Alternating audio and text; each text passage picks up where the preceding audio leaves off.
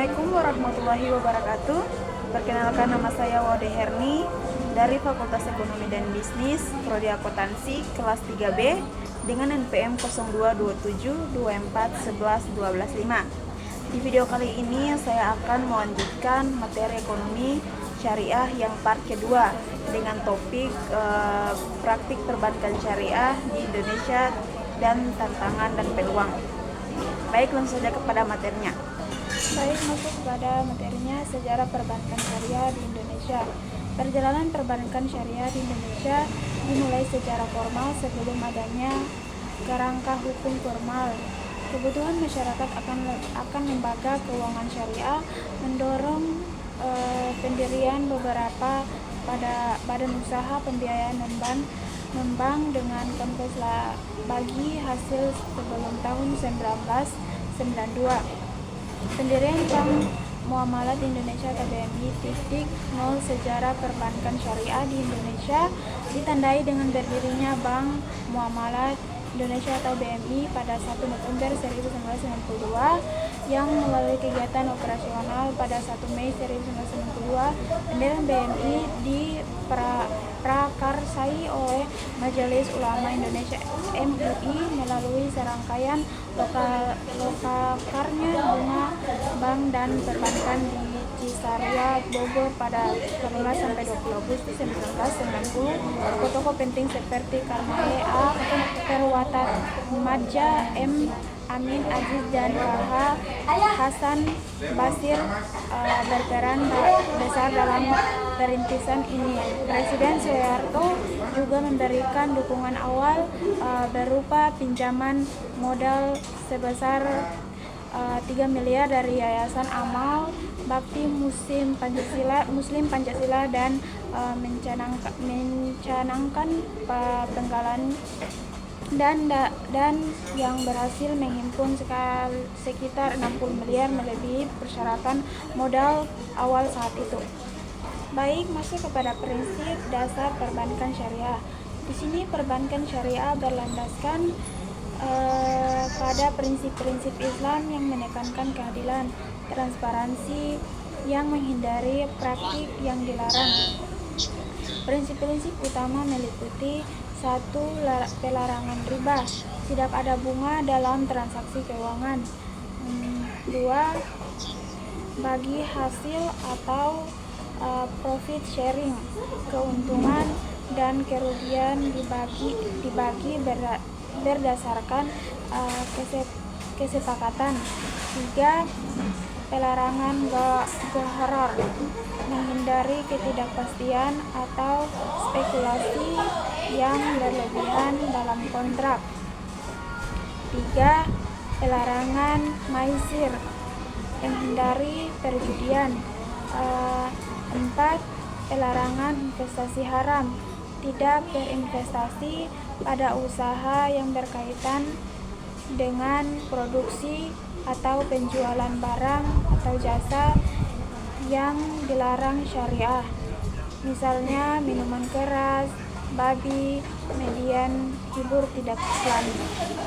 Baik, masuk kepada tantangan regulasi dalam perbankan syariah.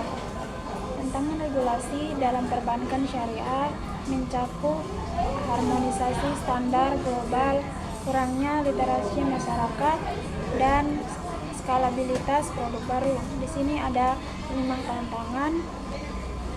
Yang pertama, harmonisasi standar global. Regulasi perbankan syariah belum merata secara global, sehingga diperlukan harmonisasi di setiap negara. Variasi dalam investasi dan implementasi prinsip syariah di berbagai yuridiksi menjadi tantangan dalam menciptakan regulasi dan standarisasi yang konsisten. 2. Kurangnya literasi masyarakat. Banyak nasabah belum sepenuhnya memahami produk-produk berbasis syariah. Kurangnya kesadaran dan pemahaman yang luas tentang prinsip-prinsip dan produk-produk perbankan syariah menjadi tantangan utama. 3. skalabilitas produk baru. Produk seperti sukuk takaful dan Fintech syariah masih memerlukan pengembangan untuk menjangkau pasar yang lebih luas.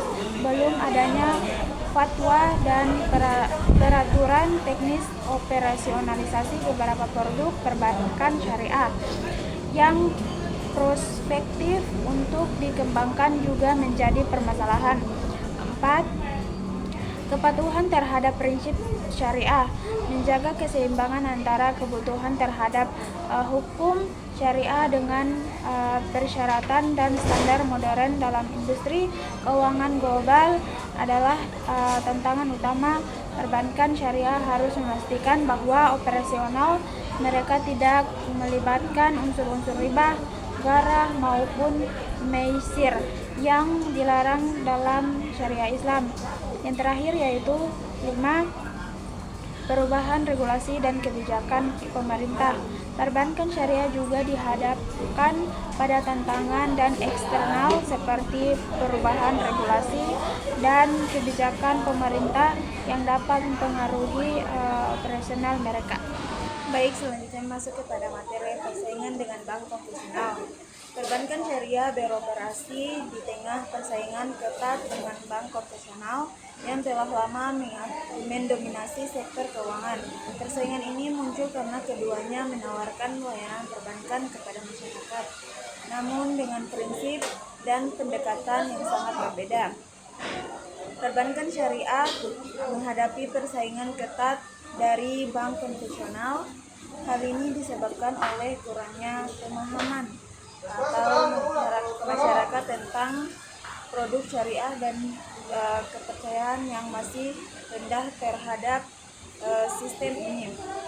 Edukasi menjadi kunci untuk mengatasi masalah ini. Terus selanjutnya, bank konvensional beroperasi berdasarkan prinsip bunga atau interest di mana nasabah menerima bunga atas simpanan dan kenaikan bunga atas pinjaman. Sistem ini telah menjadi landasan operasional selama berabad-abad. Terus bank syariah beroperasi berdasarkan prinsip bagi hasil atau profit and loss sharing dan melarang praktik riba atau bunga, gharah atau ketidakpastian, dan maisir atau perjudian. Produk-produknya dirancang sesuai hukum syariah seperti mudharabah atau kerjasama bagi hasil, murabahah atau jual beli dengan margin, dan ijarah atau sewa.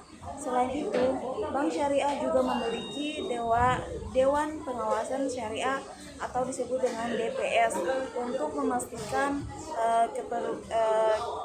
kepatuhan terhadap prinsip syariah yang tidak dimiliki bank konvensional. Baik, masuk kepada peluang pasar. Di sini peluang pasar Indonesia memiliki populasi muslim terbesar di dunia yang memberikan peluang besar bagi perbankan syariah.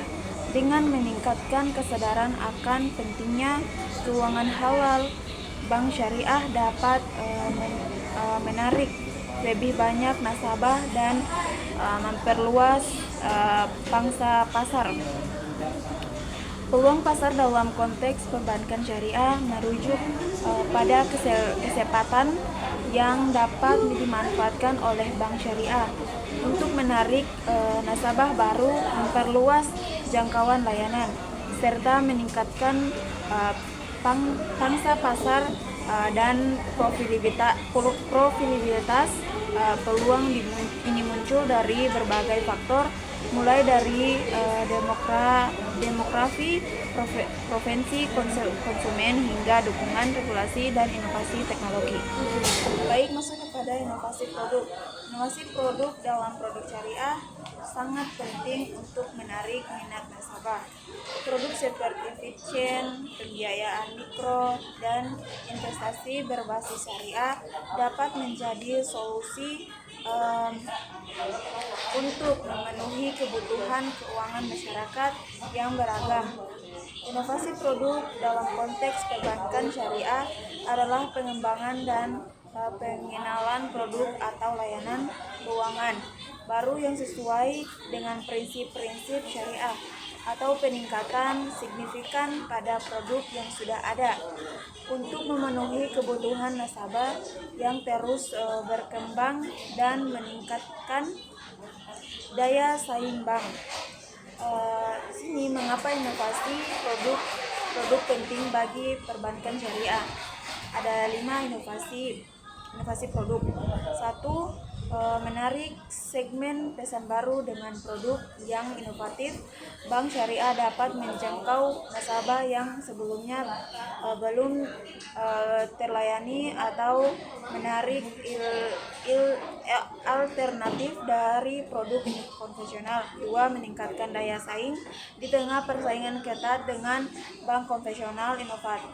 Inovasi produk menjadi kunci untuk mempertahankan dan menarik nasabah. 3. Memenuhi kebutuhan yang beragam. Kebutuhan finansial masyarakat semakin kompleks. Inovasi memungkinkan bank syariah menawarkan solusi yang lebih spesifik dan personal. 4.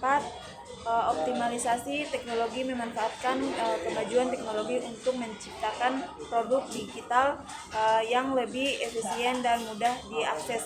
Yang terakhir yaitu 5. Perkembangan ekonomi syariah. Inovasi produk mendorong pertumbuhan ekosistem ekonomi syariah secara keseluruhan. Baik, selanjutnya masuk kepada peran teknologi. Peran teknologi memainkan peran penting dalam pengembangan perbankan syariah. Penggunaan digitalisasi dan aplikasi mobil dapat meningkatkan aksesibilitas dan efisien layanan, serta memberikan pengalaman yang lebih baik bagi nasabah. Peran teknologi dalam perbankan syariah sangat krusial dan transformatif. Teknologi bukan hanya alat pendukung tetapi juga penggerak utama dalam peningkatan efisiensi, memperluas jangkauan dan meningkatkan daya saing bank syariah di era digital. Baik, selanjutnya masuk kepada tantangan sumber daya manusia. Tantangan sumber daya manusia atau disebut dengan SDM dalam perbankan syariah adalah isu krusial yang dapat mempengaruhi pertumbuhan dan daya saing sektor ini. Tantangan ini mencakup ketersediaan kompetensi dan retensi SDM yang berkualitas dan memiliki pemahaman mendalam tentang prinsip-prinsip syariah serta keterampilan perbankan modern.